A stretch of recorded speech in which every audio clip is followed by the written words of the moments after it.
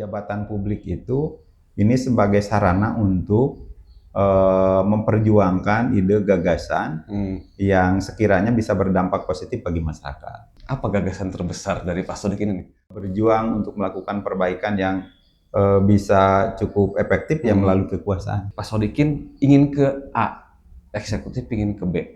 Terus teman-teman DPRD juga ingin ke C nih. Idenya mungkin bisa muncul dari kita, tapi kan sesungguhnya itu menjadi putusan bersama. Kalau PKS, istilah di nasional kan ada pro, ada oposisi ya. Nah PKS ini sendiri bagaimana sikapnya? Tidak bicaranya ingin membangun apa, tapi dari sumber daya yang tidak ada di kita. Kita harus sifatnya kearifan lokal gitu. Assalamualaikum warahmatullahi wabarakatuh. Waalaikumsalam. Nah teman-teman, ini salah satu episode spesial juga karena saya sudah bersama dengan seorang ketua DPRD Kabupaten Sukabumi. Di sebelah saya ada Pak Muhammad Sodikin. Ya.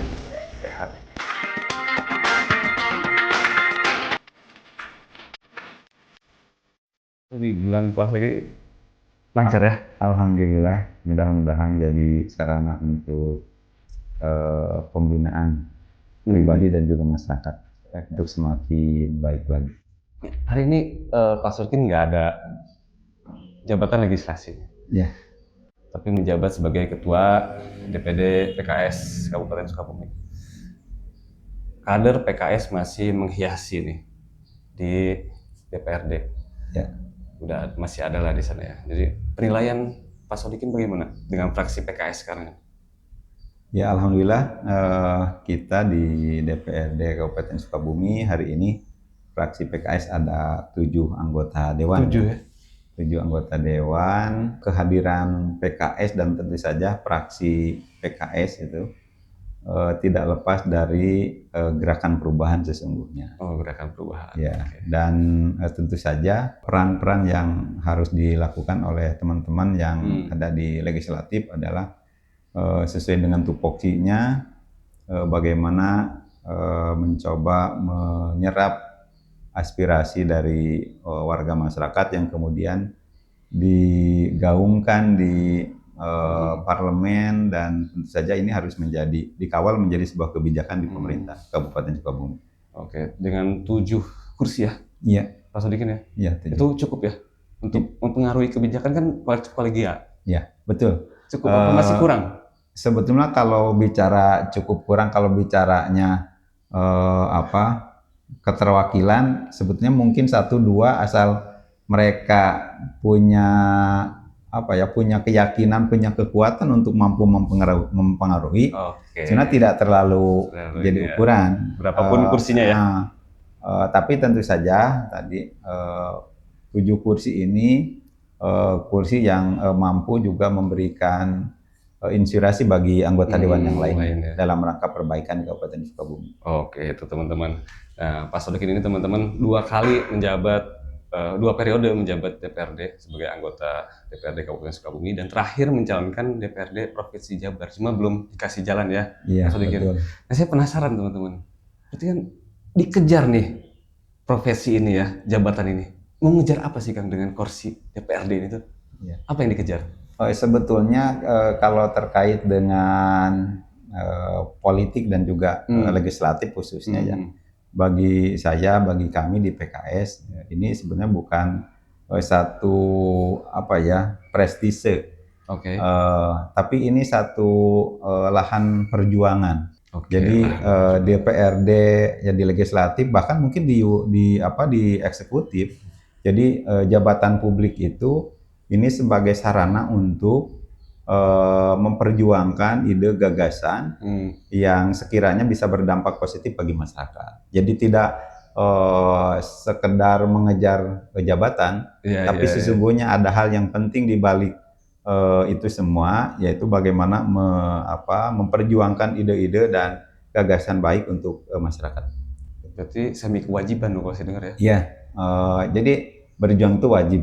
Harus melalui DPRD kok ya, eksekutif ya. Salah satu sarana yang hari ini yang memungkinkan ya untuk melakukan perbaikan, berjuang untuk melakukan perbaikan yang bisa cukup efektif ya melalui kekuasaan. Kekuasaan ya. Dan kekuasaan itu ya bisa eksekutif, bisa legislatif. Nah, kita tahu B.J. Habibie punya gagasan besar. Tadi ngomongin gagasan, ide dan gagasan. B.J. Habibie punya ide dan gagasan menghubungkan pulau-pulau di Indonesia dengan membuat pesawat terbang. Kereta api dia bikin kan. Soekarno, terus Muhammad Hatta punya gagasan besar untuk memerdekakan bangsa Indonesia. Dan punya keinginan yang kuat, bahkan sampai mempertaruhkan nyawa untuk Indonesia merdeka, kan gagasannya seperti itu. Banyaklah tokoh-tokoh pendiri bangsa pun sama seperti itu ya, Pak Sodikin. Nah, Pak Sodikin, apa gagasan terbesar dari Pak Sodikin ini untuk Indonesia mungkin, atau kita khususkan untuk Kabupaten Sukabumi? Iya. Kalau konteks Sukabumi, saya melihat bahwa Kabupaten Sukabumi ini kabupaten yang dari sisi potensinya sangat luar biasa. Dengan ya kekayaan alam, sumber daya alam, dengan geografis yang cukup luas, artinya di dalamnya itu ada sumber daya, baik sumber daya alam maupun sumber daya manusianya. Tapi tentu saja hari ini belum begitu optimal dan melahirkan suatu hal yang kemudian Sukabumi menjadi lebih mandiri ya. Saya melihat potensi-potensi yang dimiliki oleh Kabupaten Sukabumi ini perlu dikelola, diberdayakan lebih kuat lagi sehingga melahirkan Kabupaten Sukabumi yang mandiri. Kita hari ini bicara tentang kemandirian pangan.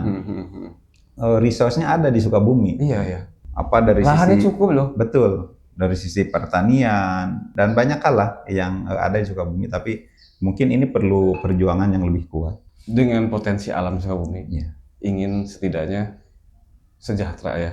Betul. Tadi dengan sawah, potensi cukup, tapi kok seperti ini. Nah kan Pak Sodikin kemarin 10 tahun di DPRD. Apa nih kemarin yang dilakukan untuk mewujudkan gagasan itu, ada nggak? Ya, memang jadi setiap fase perjuangan itu kadang-kadang kita bisa menghasilkan sesuatu yang itu bisa berdampak langsung kepada masyarakat. Ada juga yang belum berdampak langsung kepada masyarakat. Terlebih lagi misalkan kalau bicaranya tadi seperti Akang disampaikan bahwa PKS itu baru 7 orang. Walaupun mungkin boleh jadi 1 orang atau 2 orang juga kalau punya kekuatan dan channeling yang mampu mempengaruhi secara totalitas ya di parlemen bisa jadi.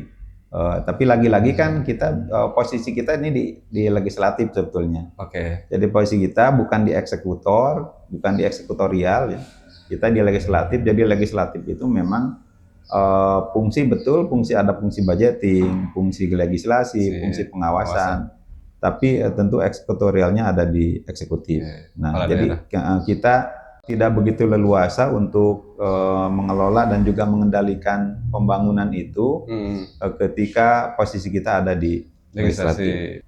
Kita memang bisa memberikan masukan, saran kepada pemerintah daerah, tapi tentu saja kan eksekusinya ada di pemerintah daerah, dan ini juga sangat tergantung kepada teman-teman yang lain juga gitu, yang dieksekusi. Selama 2 periode nih kan Pak Sodikin udah selama 2 periode 10 tahun loh itu waktunya. Ada nggak perdakah atau kebijakan yang dari Pak Sodikin sendiri yang merasa puas untuk mewujudkan atau setidaknya menanamkan benih itu untuk diteruskan, sehingga tadi potensi Sukabumi itu untuk kesejahteraan dan makmur, ada nggak? Ya, karena tadinya bicaranya peran kolegial ya. Peran kolegial. Jadi idenya mungkin bisa muncul dari kita, tapi kan sesungguhnya itu menjadi putusan bersama. Tidak bisa diklaim bahwa itu adalah hasil kita sendiri, tapi itu adalah keputusan bersama, dan sangat banyak. Kita kan 50 kursi ya? Dari 50 kursi ini kita setiap tahun rata-rata kurang lebih sekitar 14 perda yang kita keluarkan, kita sahkan. Nah, artinya cukup banyak. Walaupun ada perda yang inisiasi DPRD, ada juga perda yang sebetulnya usulan eksekutif. Kita membahas. Oke, 14 perda ya. Rata-rata kurang lebih ya.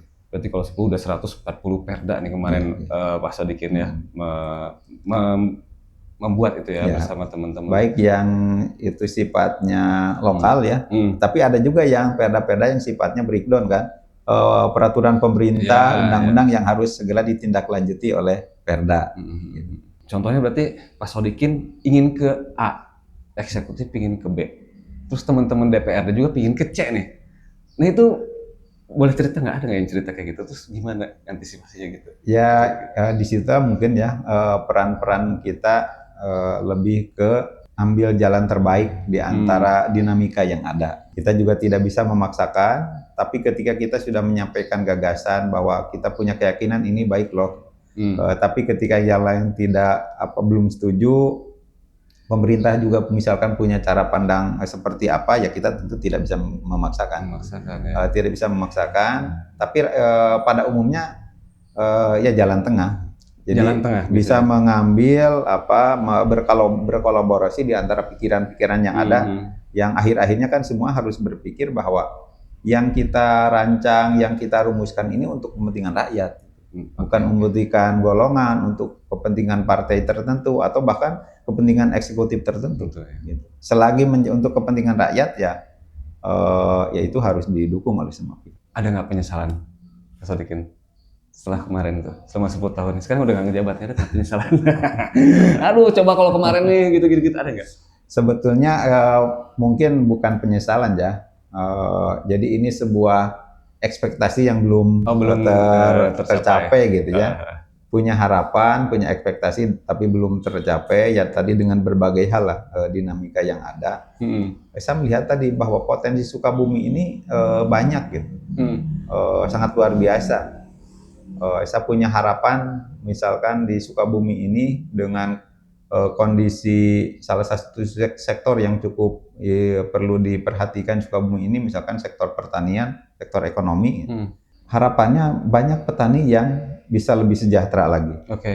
Harapannya banyak usaha-usaha kecil UMKM itu bisa naik kelas. Gitu. Harapannya banyak para pemuda yang menjadi kontributor, berpartisipasi aktif dalam pembangunan ini. Nah mungkin ini harapan-harapan yang sesungguhnya memang kita itu kan salah satu mata rantai yang tentu saja tidak bisa berdiri sendiri. Nah mudah-mudahan ke depan para penerus yang lainnya, baik yang di legislatif maupun yang di eksekutif ya, mampu mewujudkan, karena sesungguhnya itu harapan masyarakat. Ya, harapan semua. Iya. Saya jadi penasaran, perda yang kemarin itu ada nggak sih yang khusus pertanian? Pertanian, UMKM yang sudah dibuat? UMKM ada. UMKM ada. Teman-teman bisa baca tuh, di download ya. Ya, ada hasil karya DPRD Kabupaten Sukabumi tentang UMKM. Ya, terkait banyak, cukup banyak, bahkan yang relatif baru juga terkait dengan penguatan perda desa wisata. Desa wisata itu baru juga dibahas. Mudah-mudahan bisa dijadikan rujukan bagi para pelaku usaha dan juga desa. Iya. Kadang-kadang masyarakat nggak tahu ya peraturan itu. Jadi dia hak dan kewajibannya bisa baca di situ. Oh ternyata sebagai pelaku UMKM itu saya bisa loh dapat gitu kan. Kadang-kadang kan kayak gitu. Memang hari ini yang cukup efektif melakukan sosialisasi itu dari eksekutif. Iya. Sosialisasi yang dilakukan oleh legislatif itu paling biasanya di forum-forum reses ya. Memang sangat terbatas forumnya. Reses ya. Oke itu teman-teman. Nah, sekarang udah pemimpin baru nih, Pak Sodikin. Dari presiden, terus gubernur, wali kota, bupati, Kabupaten Sukabumi baru ya. Asep Djafar dan Pak Andreas. Apa tanggapan yang melihat pemimpin baru ini? Optimis kah? Kan sedikit enggaknya Pak Sodikin mengenal ya. Itu bagaimana ini melihatnya? Ya tentu saya mengawali, saya mendoakan lah mereka-mereka yang hari ini mendapatkan amanah dari masyarakat, diberikan kemudahan, kelancaran untuk menjalankan amanahnya. Tapi saya melihat jadi soal kepemimpinan ini ya, memang bukan ansi urusan kekuasaan. Jadi kepemimpinan itu sesungguhnya menjadi urusan yang cukup banyak berhubungan dengan hajat hidup masyarakat, orang banyak ya. Sehingga saya punya keyakinan mereka-mereka yang hari ini mendapatkan amanah itu akan sangat melihat situasi kebatinan di masyarakat. Kalau mengakar kepada situasi kebatinan di masyarakat bahwa petani ingin lebih makmur, para pengusaha ingin lebih lancar, stabil ya, insya Allah kepemimpinan ini akan mendapatkan support yang luar biasa dari banyak pihak, termasuk juga mungkin dari para politisi. Fraksi PKS sendiri bagaimana sikapnya seperti sekarang nih? Kalau PKS, istilah di nasional kan ada pro, ada oposisi ya. Nah PKS ini sendiri bagaimana sikapnya? ya. Kalau PKS sendiri, walaupun kemarin kita berbeda usungan ya, Berbeda usungan. Tapi lagi-lagi yang kita jadikan ukuran itu kan kepentingan masyarakat secara keseluruhan. Kita tidak ego dengan pendapat dan keinginan kita. Jadi fraksi PKS, kami PKS lebih ingin memperjuangkan hal-hal yang sifatnya substantif. Oh, substantif. Tidak bicara prosedural, oh ini ada oposisi, ini ada pendukung dan lain sebagainya. Kita tidak bicara itu, tidak mau dikotomisasi, tapi kita ingin berjuang secara substantif. Selagi apa yang dilakukan oleh pemerintah itu baik, bagus untuk kepentingan orang banyak, masyarakat kecil, ya tentu kita PKS harus mendukung. Tapi ketika ada hal-hal yang kurang tepat, ya tentu kita juga punya kewajiban untuk melakukan amal ma'ruf nahi munkar, untuk mengkoreksi, mengingatkan, dan juga ya mengawal supaya apa yang menjadi harapan masyarakat itu bisa tercapai dengan roda pemerintahan yang ada. Oke. Ini kan program-program bupati, itu kan tertuang di RPJMD, ya kan? Ya. Gimana tanggapannya sekarang? Fraksi PKS kan salah satunya di situ. Memang harus mengacu kepada visi misi bupati yang terpilih. Ya. Dan juga harus juga terkoneksi dengan RPJMD di tingkat provinsi. Harus connect ya. Itu harus connect juga, bahkan ke tingkat nasional juga. Jadi itu koneksinya harus seperti itu. Tidak bisa parsial di daerah sendiri ya. Tapi intinya begini, selagi punya visi, kan visinya sangat bagus, bisa menerjemahkan visi misi yang ada dalam bentuk program-program pemerintah di daerah yang dilakukan secara konsisten, dan tentu saja spiritnya tadi untuk memberdayakan masyarakat, untuk bagaimana di Sukabumi ini punya resource sosial yang berdasar kepada budaya dan agama. Nah, itu harus dijaga, dikawal. Ya tentu kalau bicaranya perkembangan ekonomi tadi, bagaimana potensi yang ada di Sukabumi ini betul-betul menjadi fokus perhatian gitu. Jadi kita tidak bicaranya ingin membangun tapi dari sumber daya yang tidak ada di kita gitu. Kita harus sifatnya kearifan lokal gitu. Apa yang kita miliki itulah yang sungguhnya harus menjadi prioritas untuk pembangunan kita gitu. Tidak mengambil hal-hal yang sungguhnya agak sulit juga untuk kita lakukan. Ya. Gitu. Itu dia. Pak Sodikin, ada kutipan dari ADRT PKS ya. Saya bacakan.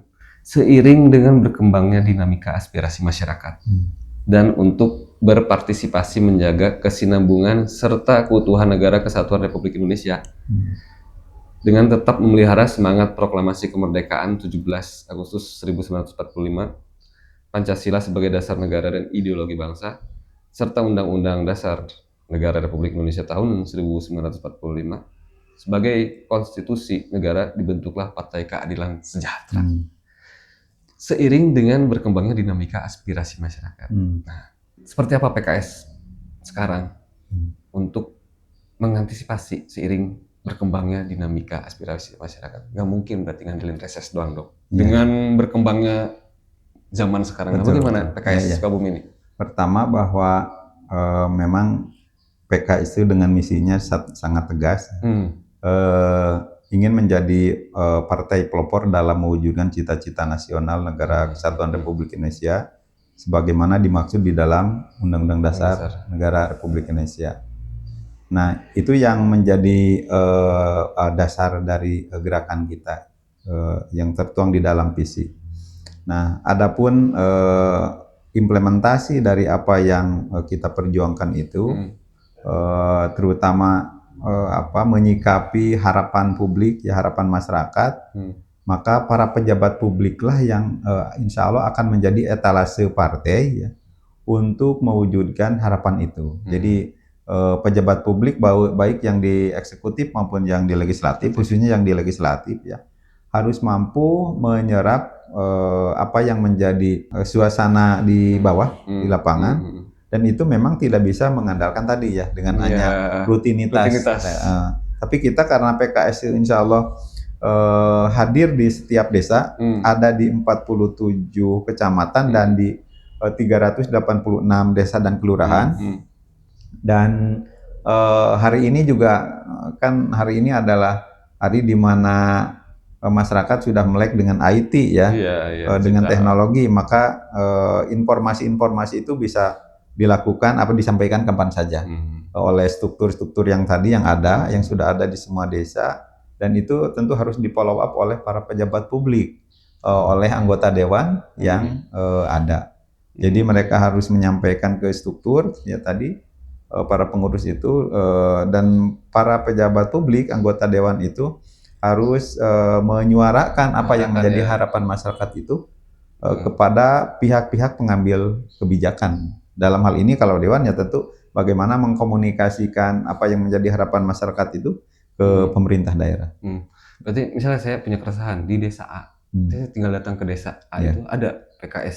Di desa ada, di setiap desa ada. Setiap desa ada. Terus digitalnya bagaimana nih Pak Sodikin? Ya. Kalau yang lebih mudah memang hari ini digital kan. Digital ya lebih ke WhatsApp yang lebih gampang.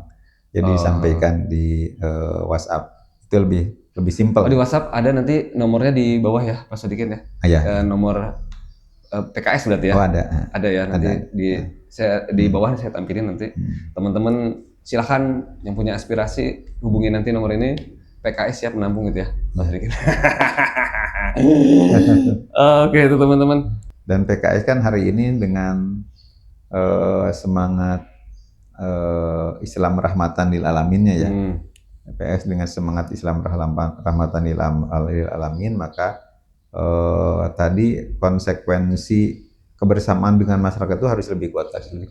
Tidak ada tidak ada barier antara para pejabat publik dengan masyarakat ya. Karena ketika pejabat publik dan juga pengurus ya, termasuk kader juga, kader PKS berkenan dan diterima oleh masyarakat, maka insya Allah bicara kita tidak bicara 5 tahunan gitu. Jadi menabungnya dari sekarang, investasinya dari sekarang. Jadi masyarakat insya Allah kalau kita senantiasa hadir di mana mereka berharap ada, maka mudah-mudahan masyarakat juga bisa punya ikatan emosional dengan kita. Apa pesan-pesan untuk masyarakat umum? Ya, untuk wargi-wargi Kabupaten Sukabumi khususnya. Jadi insya Allah kita dengan penuh kesadaran ya bahwa kita Kabupaten Sukabumi ini adalah kabupaten yang konon katanya sering kali disebut kabupaten terluas sepulau Jawa dan Pulau Bali dengan Banyuwangi. Nah, artinya ini satu kesadaran bahwa memang kita itu sangat besar. Besar dalam pengertian positif ya, potensi potensi yang kita miliki. Tapi lagi-lagi potensi yang kita miliki ini bisa jadi berdampak positif, tapi juga bisa jadi tidak menjadi apa-apa. Saya berharap kepada siapapun, kepada stakeholder, kepada warga masyarakat untuk tetap optimis, tetap berjuang sesuai dengan porsi kita. Ada yang berjuang di parlemen, ada yang berjuang dengan profesi kita. Kita punya porsi masing-masing, tapi intinya selagi untuk kebaikan Sukabumi ini sebagai rumah kita. Jadi kita harus punya kepedulian untuk merawat, menjaga, mengembangkan agar kita semakin betah di Sukabumi, karena Sukabumi semakin membuat kita lebih nyaman, dan itu kuncinya kita harus optimis.